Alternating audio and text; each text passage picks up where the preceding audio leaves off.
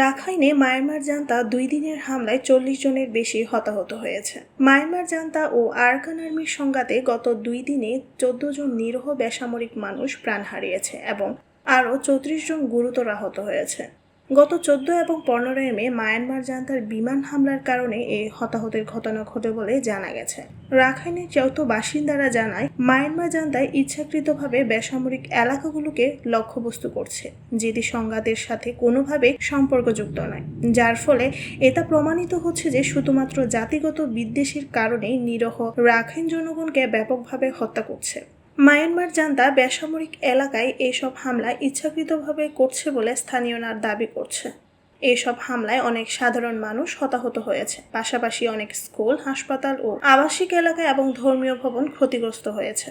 গত 15 মে বুধবার সকালে কেওটো টাউনশিপের উইগি দং হাসপাতালের মায়ানমার জান্তা একটি বিমান হামলা চালায়। এতে হাসপাতালে কর্মরত স্বাস্থ্যকর্মী, নার্স ও রোগীর পরিচারক সহ কমপক্ষে 20 জন বেসামরিক লোক আহত হয়েছে এবং কিছু প্রাণহানির খবরও পাওয়া গেছে।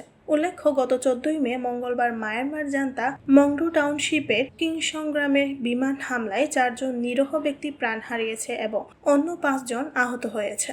তাছাড়া 14 মে রাতে সেন্ডি টাউনশিপের লান্ঠি গ্রামের মায়ানমার জান্তা গুলি চালায়। এতে 10 জন নিরীহ গ্রামবাসী নিহত হয় এবং 9 জন আহত হয়। হতাহতের মধ্যে নবজাতক শিশু, নাবালক এবং বয়স্ক ব্যক্তিও রয়েছে। আরাকান আর্মি গত বছরে 13 নভেম্বর 3 ব্রাদারহুড জোটের অপারেশন 1027 এর অংশ হিসেবে মায়ানমারে জান্তা ক্যাম্পে হামলা শুরু করার পর থেকে মায়ানমারে জান্তার রাখাইনে বেসামরিক লোকদের হত্যা করছে। তারই ধারাবাহিকতায় ভারী অস্ত্র, ক্লাস্টার মিসাইল, নৌবাহিনী, জেট ফাইটার এবং ড্রোন ব্যবহার করে আসছে।